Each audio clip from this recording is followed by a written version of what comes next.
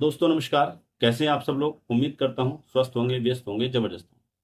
तो साथियों, जैसा कि आप जानते हैं, कल 17 मई 2024 को माननीय सुप्रीम कोर्ट में Naveen Kumar versus union of India, जो छत्तीसगढ़ बीएड से बीएड चयनितों का मामला था, वो लिस्टिंग था और सुनवाई के लिए।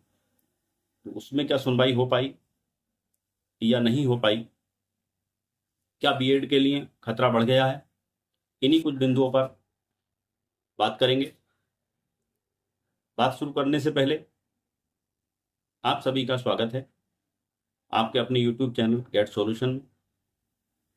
साथ ही जो साथी चैनल पर पहली बार विजिट कर रहे हैं, वो चैनल को सब्सक्राइब कर लें, बेल आइकन दबा लें, ताकि इस तरह के आने वाले जो भी अपडेट्स हैं वो आप तक समय से पहुंचते रहें।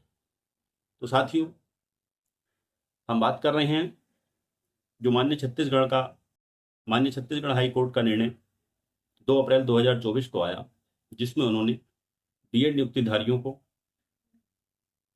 बाहर करते हुए सरकार को आदेशित किया कि आप जो है 6 सप्ताह के अंदर बीएड के नियुक्ति बीएड को हटाइए और उनसे जो पद खाली होते हैं उन पर अपनी जो आपकी शिक्षक नियमावली है 2019, उसके अनुसार जो है आप उसमें मेरिट को रीअरेंज कीजिए और डीएड वालों को वहाँ पर नौकरी दीजिए, वहाँ पे पद उनसे भरिए। तो साथियों, जैसा कि 17 मई को वो समय भी समाप्त हो चुका है, लेकिन जो ये केस लगा हुआ था उसमें सुनवाई कल हो नहीं पाई।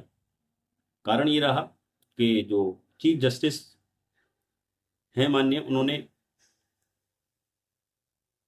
निर्देशित किया हुआ था कि जो भी केस इमरजेंसी वाले हैं, अर्जेंसी वाले हैं, उन्हीं को सुना जाएगा। उसके अलावा बाकी केस जो है पेंडिंग ही रहेंगे। तो ऐसे में ये केस अर्जेंसी में नहीं लग पाया था, क्योंकि डीएड वालों को तो कोई अर्जेंसी थी नहीं और बीएड वाले अर्जेंसी में इसको करा नहीं पाए, क्योंकि बीएड के लिए अर्जेंसी था। क्योंकि 17 मई को कोर्ट का ऑर्डर, जो समय अवधि दी हुई थी, वो समाप्त हो रही थी, तो बीएड को अर्जेंसी का मामला था, बीएड के लिए अर्जेंसी मामला था। लेकिन इसमें सुनवाई नहीं हो पाई और अब इसकी जो सुनवाई होगी वो जुलाई मंथ में ही होगी, कोर्ट खुलने के बाद, क्योंकि 20 मई से कोर्ट जो है बंद हो रहे हैं। सुप्रीम कोर्ट में जो जस्टिस लोग हैं उनकी छुट्टियां पड़ रही हैं और ये मामला जो सुना जाएगा वो जुलाई में सुना जाएगा। तो साथियों, ऐसे में हालांकि राज्य सरकार लेट गई, बहुत लेट गई, 16 मई को वो भी माननीय सुप्रीम कोर्ट में चली गई है बीएड के पक्ष में, लेकिन उसका भी केस ना एक्सेप्ट हुआ है अभी, ना ही उसमें कोई लिस्टिंग हुई है, केवल वो केस दर्ज किया उन्होंने, उस पर भी सुनवाई नहीं हुई। तो यानी कि दो, जो नवीन कुमार वाला केस है या हरिशंकर वाला केस है या सरकार वाला केस है, तीनों की स्थितियां एक ही हैं, क्योंकि तीनों में कोई ऑर्डर अभी हाई कोर्ट के स्टे के मामले में नहीं। अगर हाई कोर्ट के ऑर्डर को स्टे अगर करा लेते ये लोग, तो बीएड को समय मिल जाता और जो गवर्नमेंट है वो ऑर्डर को फॉलो करने के लिए मजबूर नहीं हो। अब मध्य प्रदेश, सॉरी, अब जो छत्तीसगढ़ गवर्नमेंट के पास विकल्प यही बचता है कि वो माननीय छत्तीसगढ़ हाई कोर्ट के नियम को फॉलो, ऑर्डर को फॉलो करे। अगर ऐसा नहीं करती है तो उस पर अवमानना का केस बनता है और डीएड वाले फिर जो है कोर्ट चले जाएंगे अवमानना के। सरकार ऐसा नहीं चाहेगी, सरकार कोई भी नहीं चाहती कि वो कोर्ट की अवमानना करे। तो ऐसे में बीएड के लिए खतरा बढ़ गया है, यानी कि बीएड को जब तक जुलाई में कोर्ट खुलेगा तब तक ऐसा भी हो सकता है कि ये नियुक्तिधारी हटा करके और वहां पे डीएड की नियुक्तियां हो जाएं। यानी कि यूं कह सकते हैं कि डीएड के लिए ये पॉजिटिव हुआ है और डीएड की नियुक्तियां यहाँ पर होने का रास्ता साफ है। तो हालांकि सरकार अगर पक्ष में थी बीएड के, तो उसे समय से कोर्ट चले जाना चाहिए था। अगर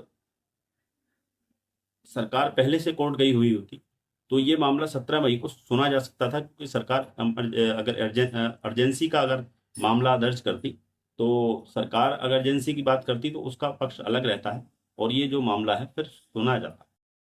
लेकिन हुआ यही कि सरकार ने इसमें शिथिलता दिखाई और सुस्ती दिखाई, जिसकी वजह से ये मामला जो है फिर जुलाई तक के लिए लटक गया।